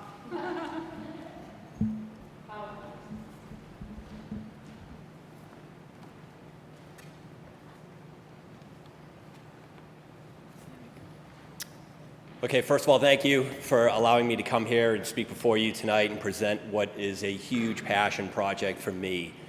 As we discussed last night, there is a lot of data and information that I have to share, and I'd love to do that with some visuals tonight to sort of give some perspective in terms of what it is that I'm proposing that makes a service available of this kind to the residents in the community that is such a great need. And I think one of the things that I want to first begin saying is that I know the word kennel is being used quite a bit. And so it's accurate, but it's also, I think, needs to be defined a little bit more and explained. And so I think in the common nomenclature of the word kennel, people are thinking dog shelter, outdoor in chain link fences, and just kind of confined the whole day. So this is really an enrichment program and facility that is all encompassing, that really fits the needs of today's dogs, which are treated as family members, as everyone has talked about. And as such, people begin to really spoil them and treat them like family members and want to give them an experience that is somewhat similar to what they would give their children. So here in the opening slide is more of just a general concept of what it would look like, and it's sort of my name and what I like to call my Steamboat Willie logo of the business. And so from there, I just like to kind of advance it and sort of describing a little bit more for the full council about who I am. So I was born and raised in Dorchester. My parents, who are here supporting me tonight, my wonderful parents in support, and have been Braintree residents since 1999, along with one of my brothers and my sister, and they're all raising children in this town as well. I went to BU. I played rugby there. I was an all-star. From there, I actually coached the BU women's team. I founded the Women's Rugby Beanpot. We had an undefeated inaugural season, and we won Division III nationally.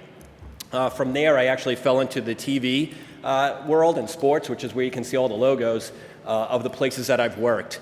And I was lucky enough and fortunate enough to win an Emmy Award as a producer with ESPN for Baseball Tonight. And from there, I was able to take a lot of that experience into the UFC and travel globally to run the longest running sports reality show in the world, in The Ultimate Fighter. And so I did that across 14 countries on 5 continents. And with that, I oversaw every aspect of operations in a $4 to $6 million budget per show. And I was ultimately the sole person responsible for that, which I think was also a great opportunity for me to be able to run my own business. And that's sort of what really gave me the courage and the confidence to be able to do that. From there, I tried to get my sales chops going, knowing I wanted to run a business by becoming the sales manager at Equinox downtown in Boston. We broke records every single month and became the highest selling team in the country for Equinox. And then also I volunteer at the Situate Animal Shelter on the communications team. So that's just a little bit of background of myself. In terms of the daycare, I just want to give a brief story about how it all came about.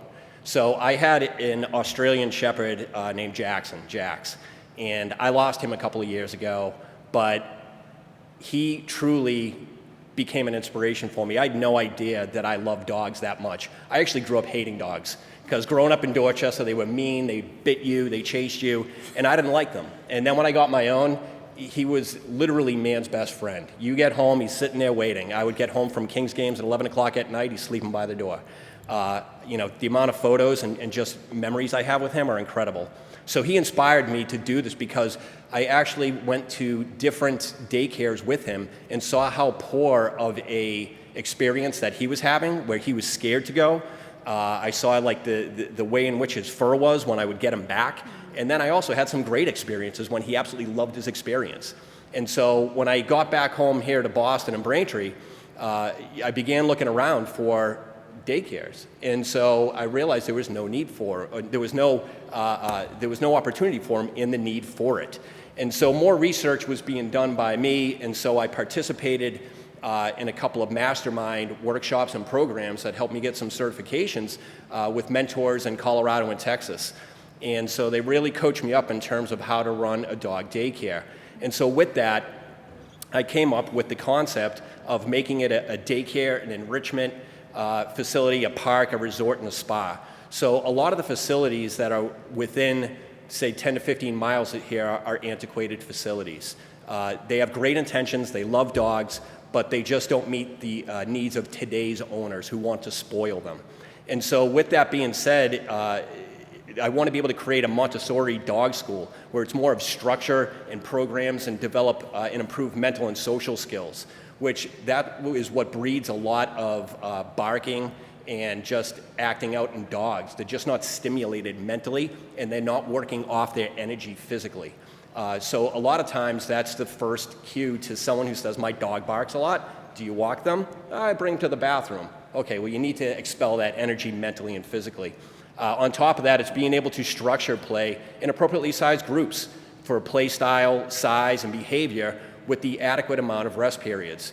That's one thing that is very apparent in a lot of the antiquated facilities is what generally everybody thinks is dogs go into daycare and they run around for 8 hours a day, they pick them up and they bring them home. I experienced that. My dog was exhausted, he lost his personality, and that was that. So dogs need about 10 to 18 hours of sleep a day. So by incorporating enough rest periods during the day, they're less cranky, which lowers barking, which then makes them happier dogs for the actual pet owner. In terms of a resort, you really want to, you'll be able to see on the slides of where I'm going with this, but being able to provide a real luxury type feel at a great price point, but then also at a higher price point for people who really want to spoil their dogs. Quiet enclosures, comfortable, lots of amenities. In terms of the enrichment I was talking about, bless you, a lot of high-touch service, holistic methods, a lot of one-on-one attention that's focused on, again, on that mental and physical training and exercise. In terms of a dog park, possibly being able to expand it and let residents who don't have any dog park whatsoever to allow dogs to play freely off-leash. And then lastly, a spa, which all dog owners love having their dogs getting picked up and pampering them with grooming, nail clipping, the bathing, and other hygiene services, including self-service baths for people who don't want to get their dogs home and just hose them off. And kind of with that being said, there's 4 main reasons why dog care is needed, and I touched on some of them. And first is the socialization of the dogs. They need to be able to know how to socialize. The other part is being able to develop social cues. A lot of dogs will sometimes get into fights because they don't know how to approach other dogs. The third is, again, the daily exercise to maintain health. And then the final reason is for the actual dog owners, to give them a break, to give them somewhere to exercise and get a break from having to put their dog in a crate and leave them at home all day. And so since COVID began, the adoption rates have spiked to an all-time high. They're at 74%. Many shelters are cleared out, which is a wonderful thing. And one of the reasons that shelters are so full a lot of times is because dog owners are not educated. They deal with that barking, I give up, put them in the pound. I don't know what to do. So that would be part of the philosophy of the business, is being able to educate the owners to be able to become great pet parents so they can have healthy, long lives with them. Along with that, we are seeing in the latest data here in Braintree is that 43% of millennials own dogs and 40% of baby boomers own dogs. And the baby boomer generation is the generation that brought dogs from the streets, where most of the older folks, used to dogs in the alley and, looking at them as just like wild animals. The baby boomers are the ones who actually brought them in and started treating them like family members. And so with a lot of the millennial group, they are having dogs before children, and they look at them as a way to learn how to have kids. And on average, they spend about $1,300 to $1,400 per year on it. And in terms of the service being available here in Braintree, we do have 22 towns on the South Shore with 41 dog daycares, but Braintree isn't one of them. And I do know many residents who do go into other towns to give that service and money into other areas. Across the state, there are over 71 dog daycares in the state. Nationally, there are thousands of them. It's daycare, boarding, and all the spa services. Moving along, the local economic impact. So innovation is definitely a hallmark of a successful local business, and a healthy competition drives the marketplace, generates revenue in the town while improving goods and services that small businesses offer, ultimately benefiting the residents in the community. So we love locals, buying local. It keeps 4 times the amount of money in the economy.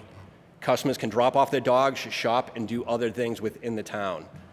Dog owners generally have higher incomes and disposable incomes. And so that is going to give them more opportunity to spend money. And again, they'll spend most of it on food, luxury, and tech items. In terms of town taxes, it's going to generate high levels of revenue and pay higher taxes, including property taxes. This money then can be allocated and used for schools, roads, green spaces, the police department, the fire department, other public services that we need to generate money for. Jobs, right? So jobs has been a huge problem this past year. So many jobs will be created, resulting in this, and the employees that can be employed in these spaces will then spend the money locally. And first, it would be like almost like a right of first refusal to try to get Braintree residents in there as the employees, so giving them jobs. And then all these jobs are going to help stimulate economic growth by hiring more people that aren't employable in larger companies, developing employees that can work into other professionals and gain in higher paying jobs in the community. And then just overall, in terms of the community loyalty, it's a catalyst for camaraderie within the residents and other local business owners. It creates a culture of loyalty to support one another and enhancing the identity and the character of Braintree. And all these points are just like so important in terms of the progress of the town. And so other new data that's available is, as of August 2020, dog products soared in terms of increased sales to 24 million, which is a 202% increase from 2019. And then according to the Wall Street Journal, pet care sales were $132 billion in 2016 in the US. They're projected to be $275 billion in 2025. So the thing is it's the long-term impact in the community and the long-term economic impact in the community. These are all things that I would really like for everyone to consider. In terms of other data, we have, again, the adoption rate that I mentioned, the millennial dog owners, the baby boomers, and now 90% of baby boomers say dogs have a positive impact in their life and they want to pamper them. Now with all these new other dog owners that came out during COVID, the majority of them haven't had the opportunity to know how to take care of a dog before. They're first-time dog owners. So as you can see, at least 22% of them, and this is all stats via Boston Globe, have no idea how they're going to care for their dog now that COVID's over. They have nowhere to take them. Then what? You know, do they just let them run off a leash in Braintree Parks and something happens? Hopefully not. But just more data to consider. And then touching on this a little bit in terms of, again, the visuals. So this is my vision that I would see it being. It's not a kennel outside with chain link fences. You have a floor plan that divides the dogs according to size, play style, and keeps them separated. There are visual barriers that will be in place so they're not going to be fence fighting and looking at each other and barking at one another, which you see quite often when dogs are out walking in the street, if you haven't noticed that. In terms of the off-leash play and offering classes and agility training, you're having an opportunity to see what it will look like. You know, everything is super high-end, very clean, and very structured. In terms of, again, enrichment, in an enrichment program, what you're trying to do is mentally engage the dogs. You have dog treadmills. You have mental games. You have different commands that you can do with the dogs. Grooming, having very nice, clean grooming facilities. Full service and self-service baths. So when a community member is out walking in Blue Hills with their dog or wherever they may be, they need to wash them off real quick, stop on by. We'll help you out. We're here to serve you. Now, in terms of the boarding, I was touching on this earlier. The standard boarding is on the left, the luxury on the right. As you can see with the standard boarding, it's pretty nice.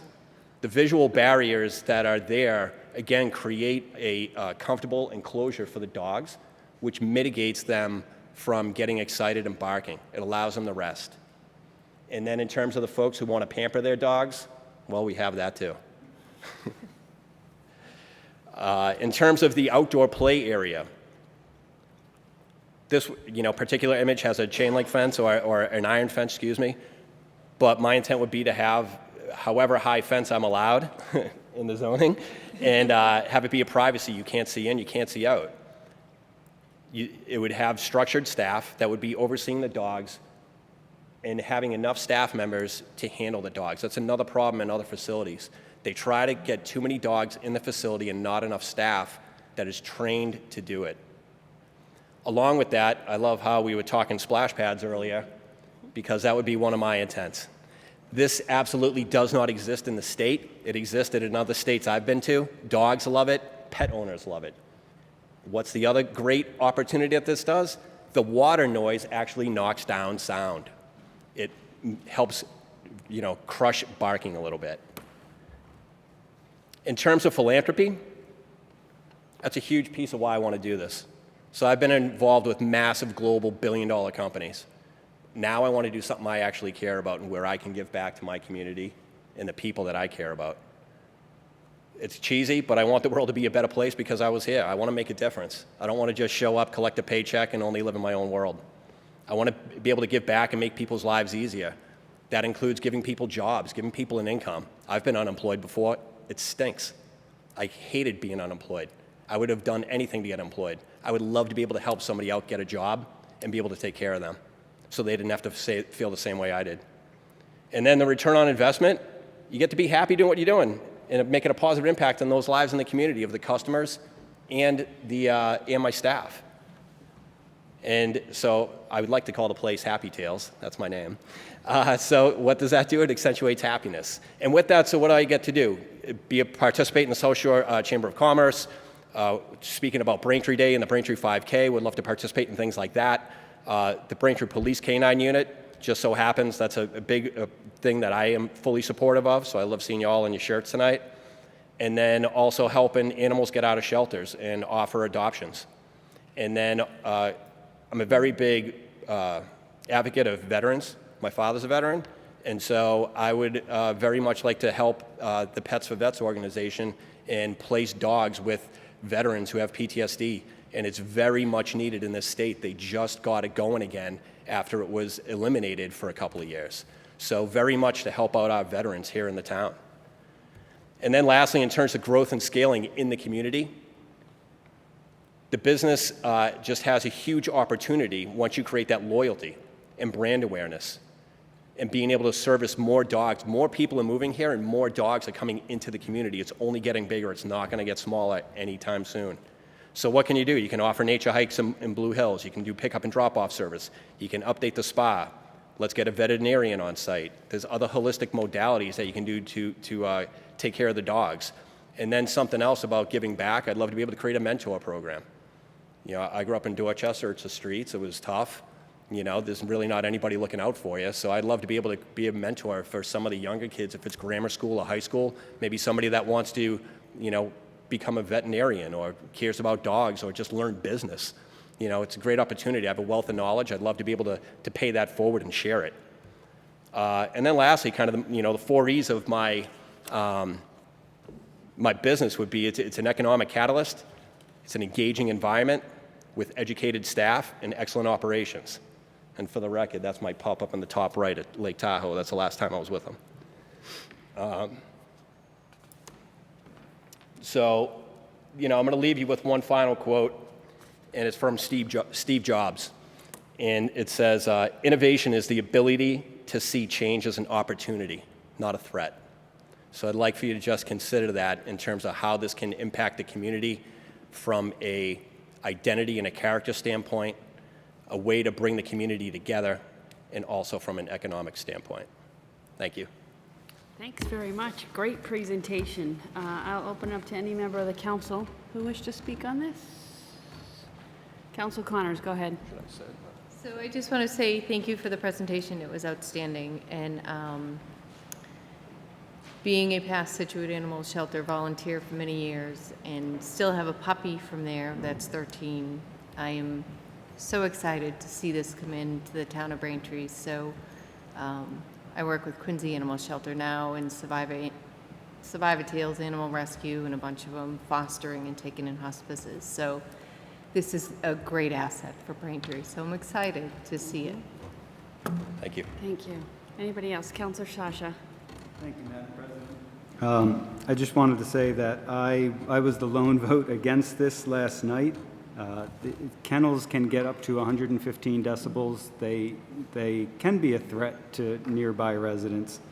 But I'm looking at the information that Director Santucci-Razzi provided for tonight, and I am much more comfortable with this now, given that Section 135-503 would require the special permit granting authority to review the off-site impact of the noise before anything is approved. So I think that is the critical element that will make me support this project as well tonight. So I thank you for the presentation, and I wish you the best. Thank you. Thank you. Any other councilor? Councilor Baraka. Yeah, thank you very much for the presentation. That was excellent and very thoughtful. I think I just want to say a couple of things about why I think this is a really exciting proposition, and I appreciate it. First, I want to make sure residents know this was a citizen petition, started with a citizen petition, and I really think that that underscores the ability of our residents, like yourself, to make positive change. And also, the willingness of our planning board and this administration to partner with our residents and really drive civic engagement, which just, helps propel and continues to grow that momentum in town. And I can tell you're passionate about that as well. I also, I think having a new business use in this town, high demand, it's going to generate additional revenue, which you were here 2 weeks ago, we were wringing our hands about with good reason, provides a service for the residents, creates new jobs and opportunities, and really, I think, starts to develop what I would consider like an entrepreneurial ecosystem. And I think that's so vital to, just reinvestment and renewal of our community. I really admire your initiative. I look forward to supporting this, and thank you for all the work and bringing it forward. And thank you. I appreciate it. Looking forward to it. Yeah. Thank you. Anybody from the public wish to speak on this? Seeing none, well, I just want to add, that was a phenomenal presentation. I have a dog, and I want to bring my dog here. I'll be happy to take your business. My dog does bark. We'll fix that.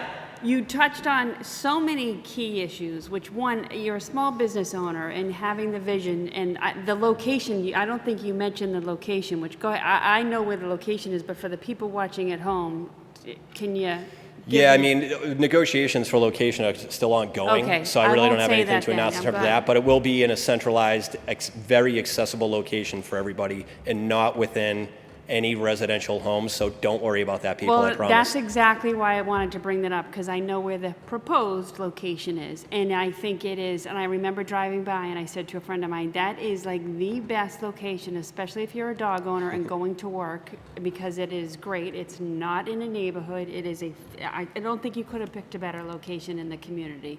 And the fact that you chose Braintree, I've seen so many more dogs, and I have a lot of dogs in my neighborhood anyway, but because of the pandemic, you're absolutely right. All your research and your data is like spot on. But you're gonna bring revenue to the community and jobs to the revenue, and jobs to this community, and a service that isn't here. I grew up in Braintree, and I remember it was a kennel on Grove in the corner of Mar. I think it was Happy Paw Kennels way back in the 80s.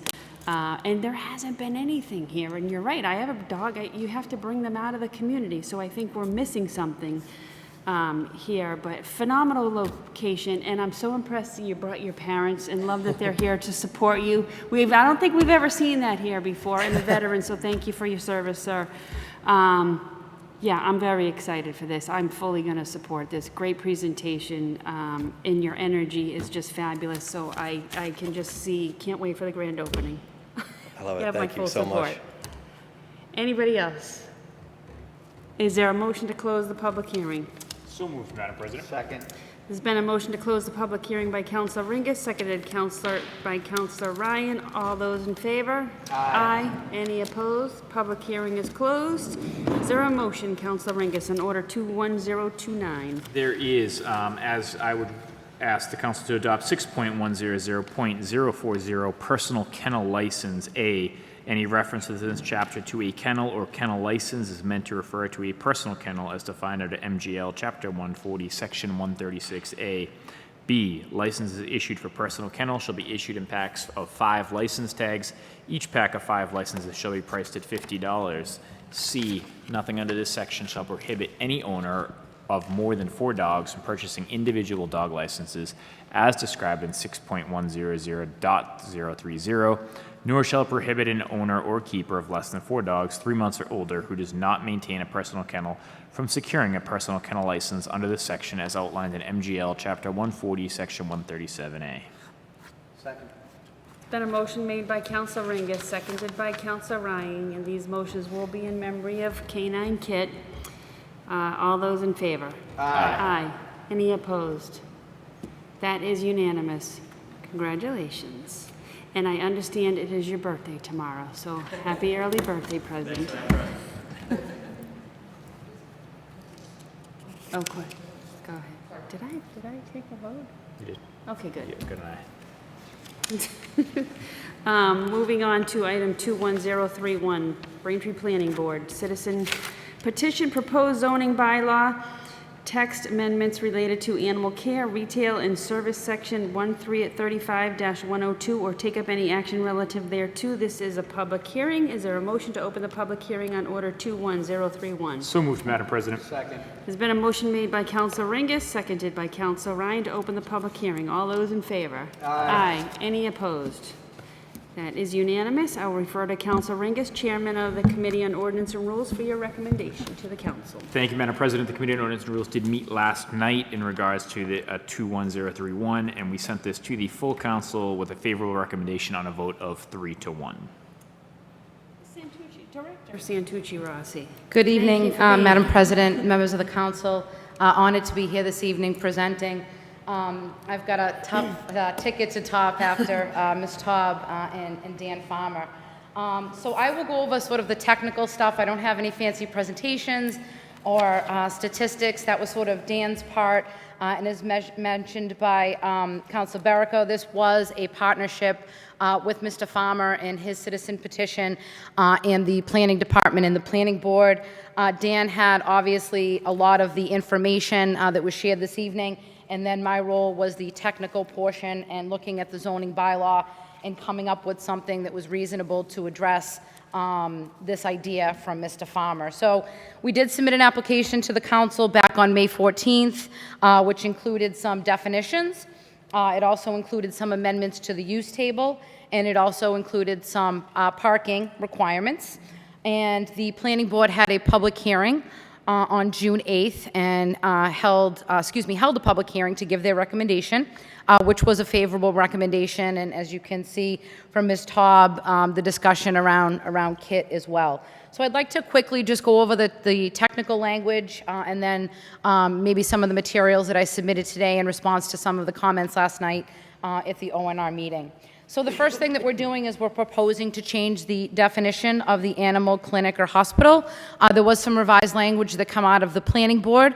I believe you all have that language, which added the medical services to that definition. The second definition is a new definition, which is animal retail and grooming services. And that's basically, the sale of animal products and then grooming and spa treatments. As Dan had mentioned, there's all kinds of different things. Believe it or not, there is doggy massages now. So there's quite a bit happening in the world of animals.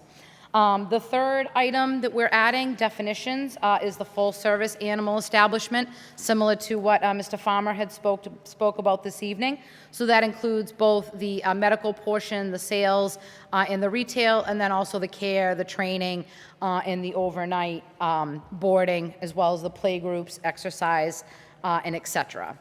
So the second component of the amendments this evening is the amendments to the table of principal uses.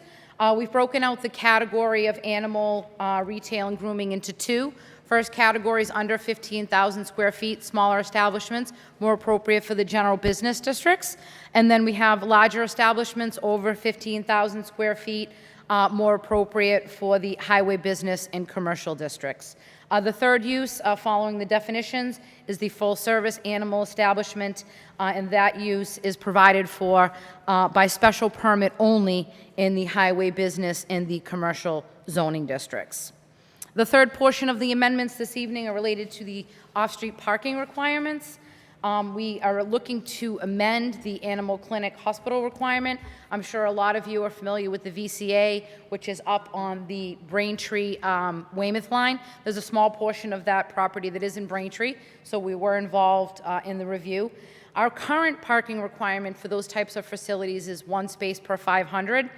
And that facility is parked at about 1 space for 250 square feet. So we're looking to amend that. Our current bylaw parking requirement is insufficient, so we're aligning that more with a use that we're familiar with and we're aware of their parking needs and parking demands.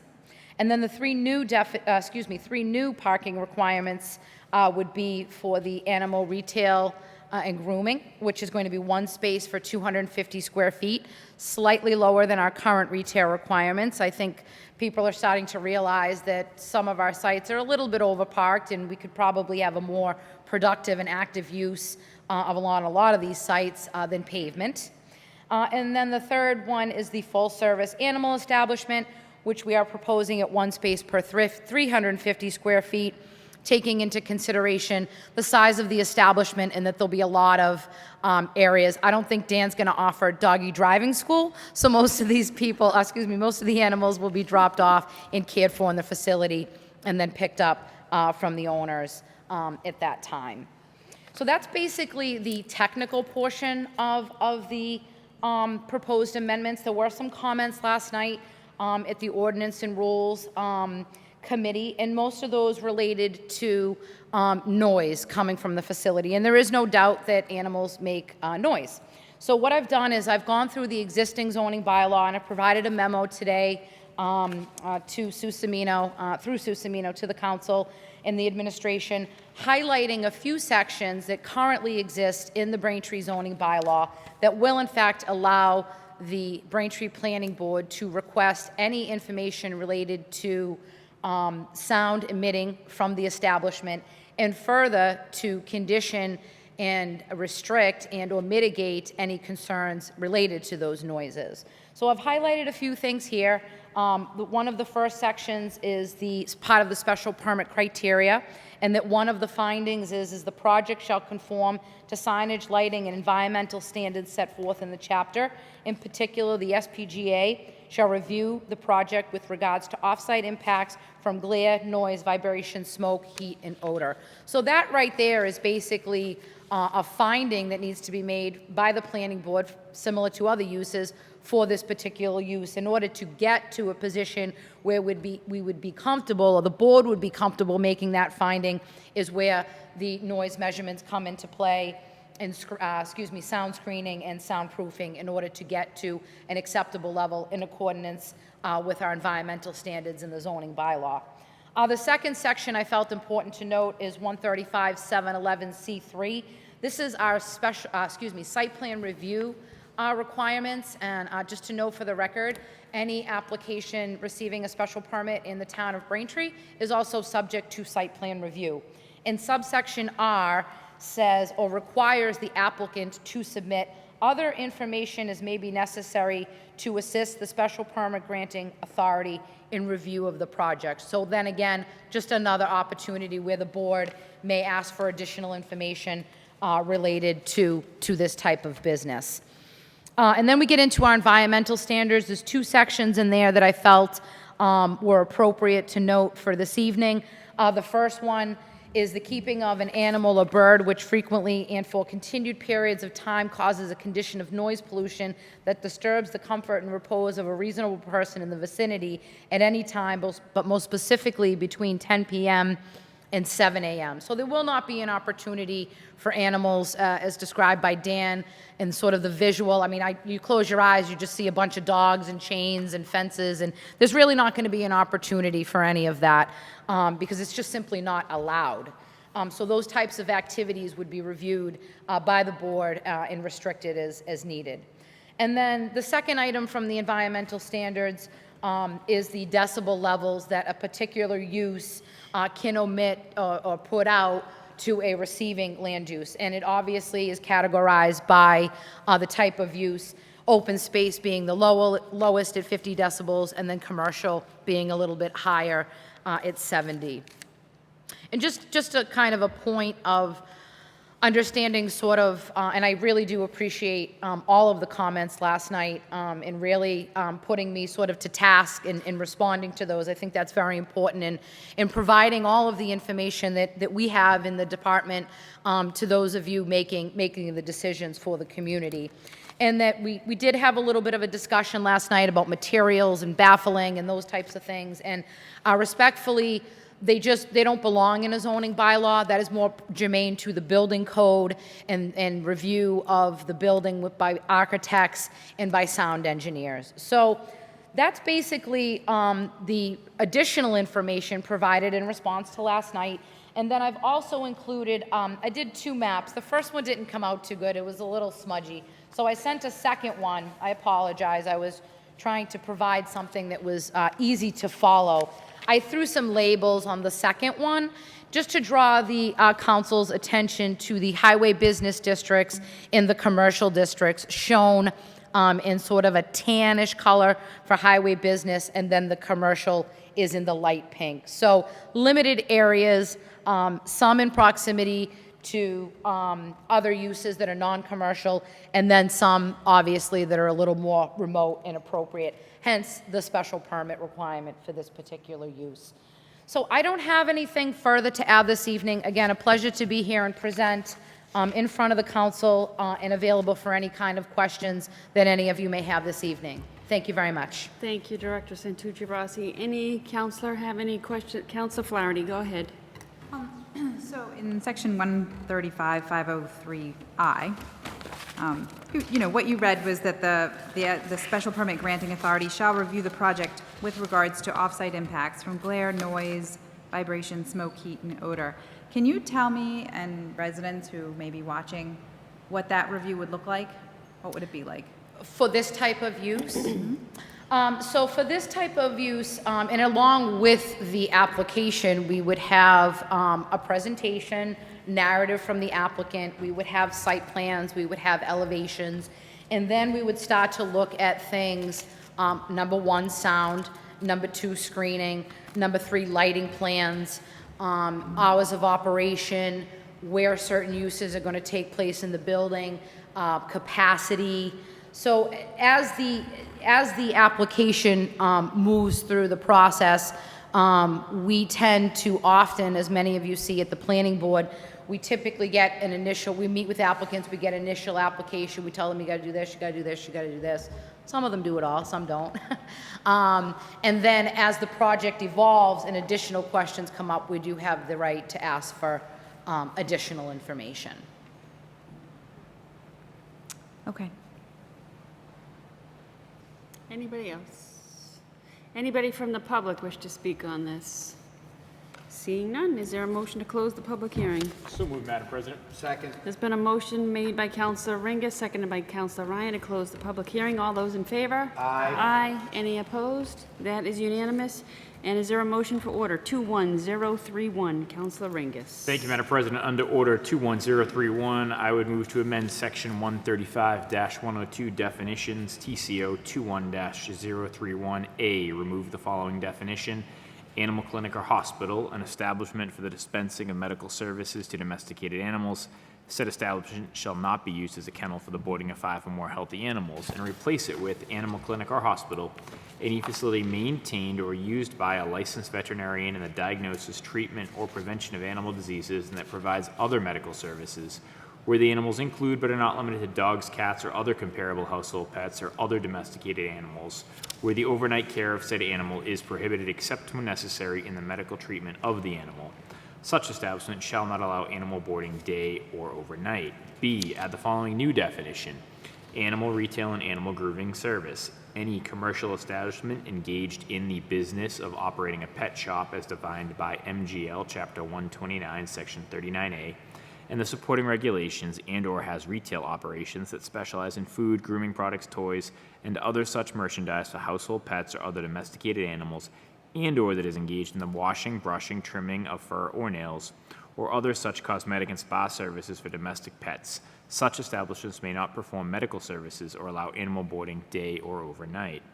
C, add the following new definition: full-service animal establishment. Any commercial establishment that provides for any combination of animal retail, animal grooming service, animal clinic or hospital, and also provides any of the following services and amenities: animal boarding day and overnight, animal play groups, animal instruction, training, exercise programs, and other animal care services, both indoors and outdoors, where services are provided in exchange for a fee, and the animal owner is and is not on site. This use shall not include an animal shelter or animal control facility. Second. There's been a motion made by Councilor Ringus, seconded by Councilor Ryan. All those in favor? Aye. Any opposed? That is unanimous. Moving on to item 21032, Braintree Planning Board Citizen Petition, proposed zoning bylaw text amendments related to animal care, retail, and services, section 135-601, or take up any action related thereto. This is a public hearing. Is there a motion to open the public hearing on order 21032? So moved, Madam President. Second. There's been a motion made by Councilor Ringus, seconded by Councilor Ryan. All those in favor? Aye. Any opposed? That is unanimous. Now moving, I will refer to Councilor Ringus, the chairman of the Committee on Ordinance and Rules, for your recommendation to the council. So as to 21032, the Committee on Ordinance and Rules did meet last night. We sent this to the full council, but it was with a tie vote of 2-2. Councilor Ringus. Anyone from the mayor's office wish to speak on this order? Thank you, Madam President. I'll just refer back to the comments from Director Santucci-Razzi about the adjustments to the table of uses and specifically the requirement for a special permit for operation of any such business. Thank you. Any councilor wish to speak on this? Seeing none, anybody from the public wish to speak on this? Is there a motion to close the public hearing? So moved, Madam President. Second. It's been a motion made by Councilor Ringus, seconded by Councilor Ryan, to close the public hearing on order 21032. All those in favor? Aye. Aye. Any opposed? That is unanimous. Councilor Ringus, is there a motion? There is. I would move to amend Section 135-0601, Table of Principal Uses, TCO 21-032, adding the following new uses as proposed in the chart that is attached. Second. There's been a motion made by Councilor Ringus, seconded by Councilor Ryan. All those in favor? Aye. Any opposed? That is unanimous. Moving on to item 21033, Braintree Planning Board Citizen Petition. Proposed zoning bylaw text amendments related to animal care, retail and services, section 135-806, or take up any action related thereto. This is also a public hearing. Is there a motion to open the public hearing on order 21033? So moved, Madam President. Second. Been a motion made by Counsel Ringus, seconded by Counsel Ryan. All those in favor? Aye. Any opposed? That is unanimous. I will refer to Counsel Ringus, Chairman of the Ordinance and Rules Committee, for your recommendation. Thank you, Madam President. The Committee on Ordinance and Rules met last night. We sent this to the full council with a favorable recommendation with a vote of 3-1. Thank you, Counsel Ringus. Anyone from the Mayor's office wish to speak on this order? Not specifically on the order, but I'll take this opportunity to thank the members of the council and specifically the members of Ordinance and Rules for their spirited discussion and contributions to this last night and for their support today. Thank you. Thank you. Anybody from the council wish to speak on this? Anybody from the public wish to speak on this? Seeing none, is there a motion to close the public hearing on order 21033?